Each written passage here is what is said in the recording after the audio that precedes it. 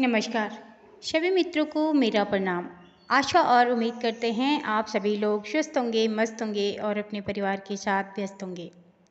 आप सभी को मेरी कहानियाँ कैसे लग रही हैं, आप कमेंट में ज़रूर लिखें। इससे हमें बहुत ज़्यादा मोटिवेशन मिलता है और हम आगे बढ़ते हैं। आगे आपके लिए नई नई तरह तरह की कहानियाँ और अच्छी शिक्षाप्रद, प्रेरणादायक, मोटिवेशनल कहानी लेके आते हैं। और आपके सपोर्ट के लिए बहुत बहुत धन्यवाद। आप लोग ऐसे ही मेरी कहानियों को सपोर्ट करते रहिएगा। आगे आपको और अच्छी अच्छी कहानियाँ सुनने को मिलेंगी। तो आज की कहानी है एक चिड़िया की। एक चिड़िया, जैसे कि आप सभी को पता है, हर एक माँ अपने बच्चों को अच्छा बुरा, सही गलत, ऊंच नीच, हर चीज, हर तरीके की शिक्षा देती है। और अच्छाई बुराई, हर चीज़ की जो शिक्षा और जो प्रेरणा मिलती है वह उन बच्चों को, मतलब हर किसी बच्चे को अपनी माता से मिलती है। यानी कि माँ एक पहली गुरु होती है बच्चे के लिए। उसके बाद जब वह अध्ययन करने जाता है तो उसका जो प्राथमिक जो विद्यालय होता है, जहाँ वो पहली बार स्कूल में जाता है, बैठना सीखता है, उठना सीखता है, उसके बाद वह उसका प्रथम गुरु कहा जाता है। परंतु जो गुरु होता है, पहली गुरु माँ ही मानी जाती है। माँ बाप अपने बच्चों को बहुत ही अच्छी और नेक शिक्षा दे सकते हैं। ऐसी ही एक चिड़िया की आज कहानी बोलने वाली हूँ।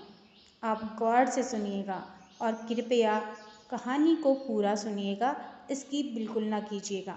ये आपके बच्चों के लिए भी काफ़ी अच्छी हो सकती है।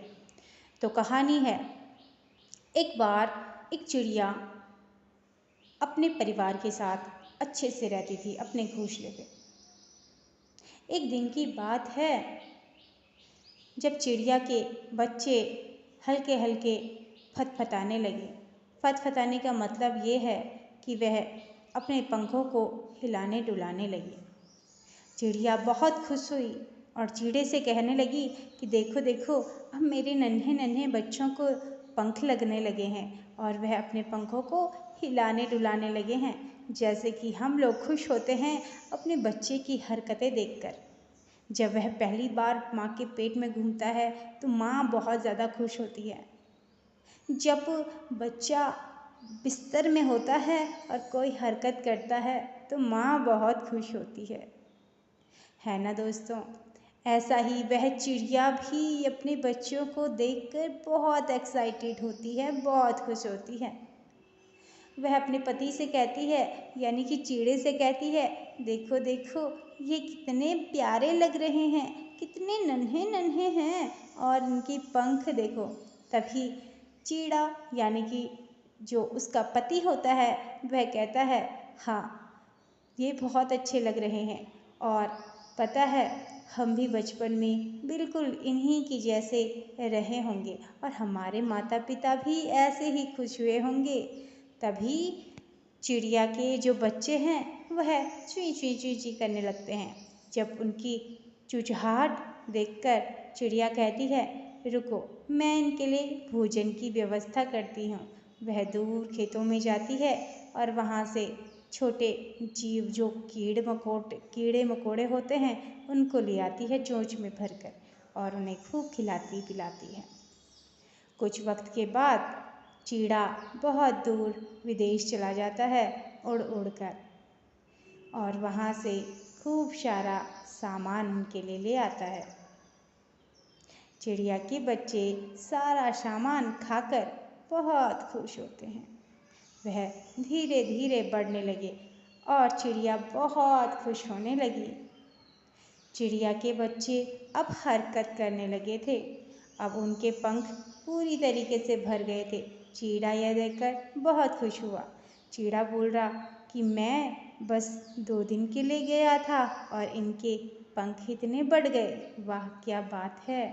और फिर कुछ दिनों के बाद चिड़िया अपने नन्हे नन्हे बच्चों को बहुत अच्छी अच्छी शिक्षा देने लगती हैं। पहली शिक्षा वह कहती है कि बच्चों, अभी आप नन्हे नन्हे हो तो आप जैसे जैसे मैं उड़ूं वैसे वैसे उड़ना और ज़्यादा दूर मत उड़ना, ठीक है। तो बच्चे दूसरे ही दिन से अपनी माँ के साथ उड़ना शुरू कर देते हैं। धीरे धीरे वह उड़ रहे होते हैं। वह थोड़ा उड़ते, फिर उन्हें गिरने का डर होता तो वह संभल कर पेड़ पे बैठ जाते।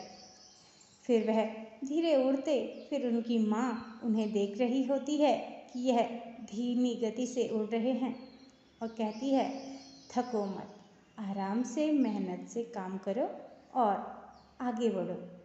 और कहती है कि अभी तुम सीख रहे हो, धीरे धीरे तुम चलना सीख जाओगे, तुम उड़ना सीख जाओगे। और बहुत ही प्यार से उन्हें उड़ना सिखा रही होती है और उन्हें सही गलत, अच्छे और बुरे का फ़र्क भी सिखाती है। वह कहती है, कभी भी ऊंची उड़ान मत भरना, क्योंकि हमसे भी जो बड़े पंछी हैं वह हमें खा जाते हैं, तो इसलिए ज़्यादा ऊंची उड़ान भी सही नहीं होती। और कहती है कि अपने घोंसले पे आसपास ही घूमा करो, उड़ा करो। ज़्यादा दूर निकलोगे तो घर आने का रास्ता भूल जाओगे और तुम्हें घर नहीं मिलेगा। और कहती है, जब तेज बारिश हो तो एक दूसरे के संग ही रहना, ताकि अगर नुकसान हो तो एक दूसरे की मदद से तुम दोनों वापस घर आ सको। ये कहते हुए वह कहती है, चलो अब घर चले, यानी कि अपने घोंसले में चले। तो वह दोनों भी अपने घोंसले में चले जाते हैं।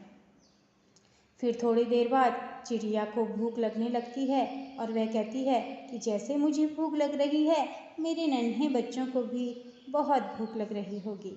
वह उड़कर जाती है और देखती है कि वहाँ बहेलिया, यानी कि जो चिड़ियाओं को पकड़ता है, वह आ रखा होता है। उसकी जाल में काफ़ी सारी चिड़ियाएँ फंसी होती हैं। तभी वह चिड़िया धीरे धीरे उन चिड़ियाओं के पास जाती है और उस जाल को एक तरफ से अपने चोंच से काट डालती है और वो सारी चिड़िया वहाँ से उड़ जाती हैं।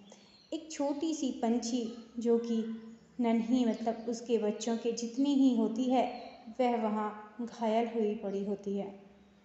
शायद उस पर बहेलिया ने गुलेल फेंक कर मारा था, जिसके कारण उसकी टांग में घाव हो जाता है।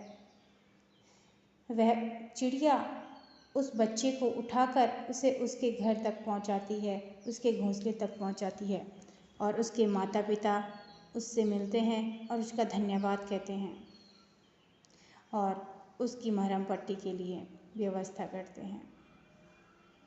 ये सब उसके बच्चे घोंसले से देख रहे होते हैं।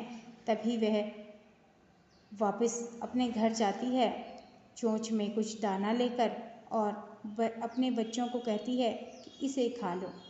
वे बच्चे कहते हैं, माँ, आपने ये सब कैसे किया? आपने कैसे उस चिड़िया के बच्चे को उसके घर तक पहुँचाया? हमें काफ़ी अच्छा लगा कि आपने ऐसा काम किया, पर ऐसा कैसे कर सकते हैं माँ? तो उसने कहा, चिड़िया ने कहा, उड़ना ही जीवन नहीं है मेरे बच्चों। अगर हम उड़ने से ज़्यादा अच्छी नीयत और अच्छे कर्म करें तो ये हमारे जीवन के लिए बहुत अच्छा होगा। उस नन्ही से बच्चे को बहुत तेज घाव हो रखा था और मैंने उसकी मदद करी। मैं अपनी दयालुता से उसके घर तक पहुंचा गई हूँ और इसकी ज़रूरत नहीं कि वो मुझे धन्यवाद करें। हर किसी की मदद करना आवश्यक होता है, क्योंकि अगर हम किसी की मदद करते हैं तो यह हमारे अच्छे कर्मों में गिने जाते हैं। तभी चिड़िया के दोनों बच्चे ये सीख जाते हैं कि हाँ, जिंदगी में दुनिया में अगर आए हैं हम सभी, तो एक दूसरे की मदद करके हम आगे बढ़ सकते हैं। और हमारी जो भावनाएं हैं उसमें सरलता और दयालुता होना बहुत ज़्यादा ज़रूरी है। बिना किसी को नुकसान पहुंचाए हम जी सकते हैं, बड़े ही प्यार से, बड़े ही आराम से। तो आज की कहानी आपको कैसे लगी, ये मुझे कमेंट में ज़रूर लिखें।